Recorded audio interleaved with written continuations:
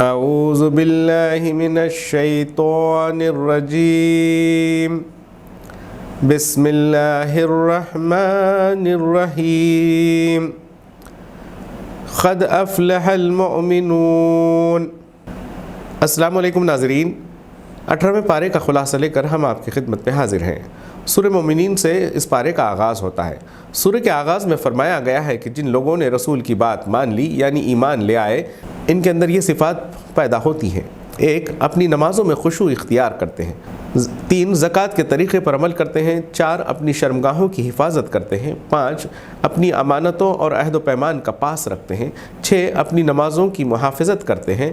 یہ لوگ دنیا و آخرت کی فلاح و کامیابی کے مستحق ہیں اور جنت الفردوس کے وارث ہیں، جہاں یہ لوگ ہمیشہ رہیں گے۔ اس کے بعد انسان، آسمان و زمین، نباتات و حیوانات کی پیدائش اور کائنات کی دوسری نشانیوں کی طرف توجہ دلا کر یہ بات ذہن نشین کرائی گئی ہے کہ توحید اور آخرت کی جن حقیقتوں کو ماننے کی پیغمبر تمہیں دعوت دے رہے ہیں، ان کے برحق ہونے پر خود تمہارا اپنا وجود اور اس کائنات کا پورا نظام گواہ ہے۔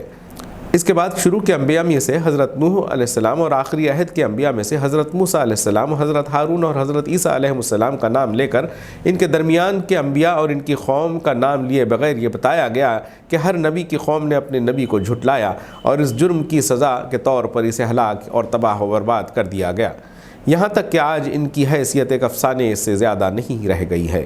انبیاء اور ان کی قوموں کے اس ذکر کے ذریعے چند باتیں سمجھائی گئی ہیں۔ جو اعتراضات محمد صلی اللہ علیہ وسلم کی دعوت پر کیے جا رہے ہیں کوئی نئے نہیں ہیں۔ پہلے کے انبیاء جنہیں اب تم بھی نبی مانتے ہو تو ان پر بھی یہی اعتراضات کیے گئے تھے۔ 2، توحید اور آخرت کے متعلق جو تعلیم محمد صلی اللہ علیہ وسلم دے رہے ہیں، ہر زمانے کے انبیاء کی تعلیم یہی رہی ہے، اس لیے آج وہی بات پیش کی جا رہی ہے، تو کوئی نئی بات نہیں ہے۔ 3، جن قوموں نے انبیاء کی بات نہیں مانی اور ان کی مخالفت پر اصرار کیا، آخرکار وہ تباہ ہو کر رہیں۔ 4، اللہ کی طرف سے ہر زمانے میں ایک ہی دین آتا رہا اور تمام انبیاء ایک ہی امت کے لوگ تھے۔ اس دین کے علاوہ تمام مذاہب لوگوں کے اپنے بنائے ہوئے ہیں۔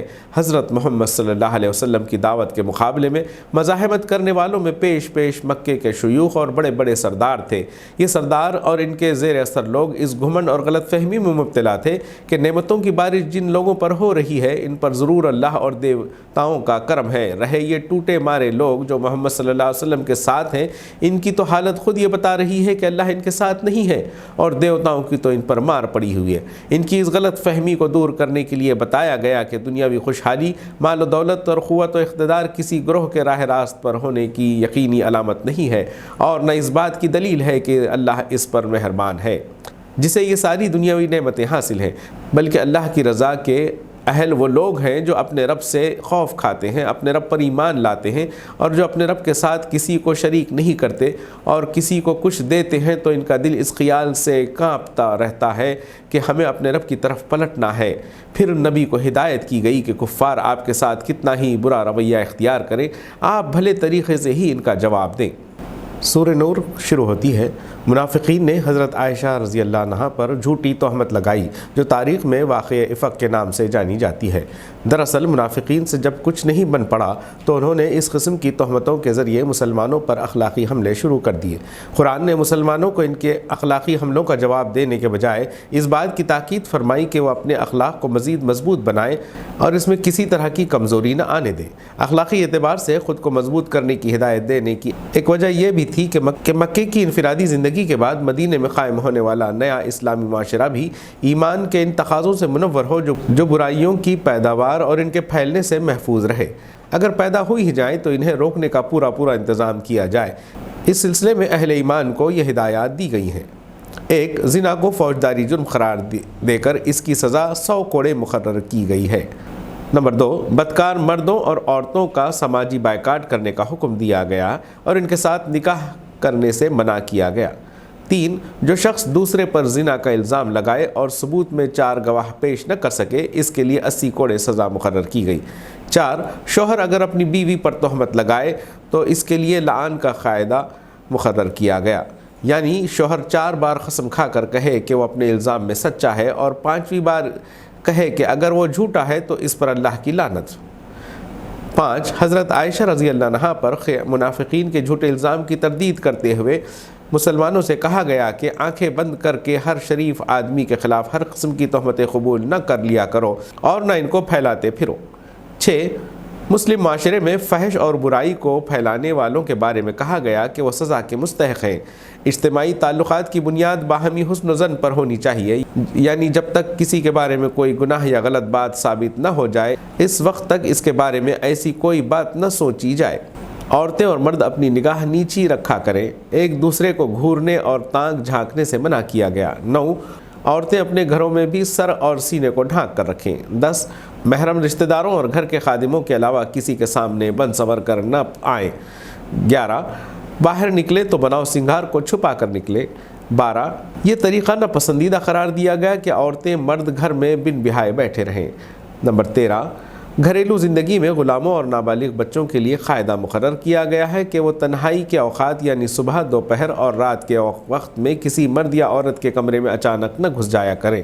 اولاد تک کو اجازت لے کر آنے کی عادت ڈالی جائے۔ 14. بوڑھی عورتوں کو یہ رعایت دی گئی ہے کہ وہ گھروں میں سر سے اوڑھنی اتار سکتی ہیں، لیکن اگر سر پر رہے تو زیادہ بہتر ہے۔ 15. قریبی رشتہ داروں اور بے تکلف دوستوں کو یہ حق دیا گیا ہے کہ وہ ایک دوسرے کے ہاں بلا اجازت بھی کھا سکتے ہیں۔ 16. گھروں میں داخل ہوں تو سلام کر کے داخل ہوں۔ آخر میں بتایا گیا ہے کہ مومن تو اصل میں وہی ہے جو اللہ کے رسول کو دل سے مانے۔ ناظرین، پارہ مکمل ہوتا ہے، کل پھر ملاقات کریں گے۔ اللہ حافظ۔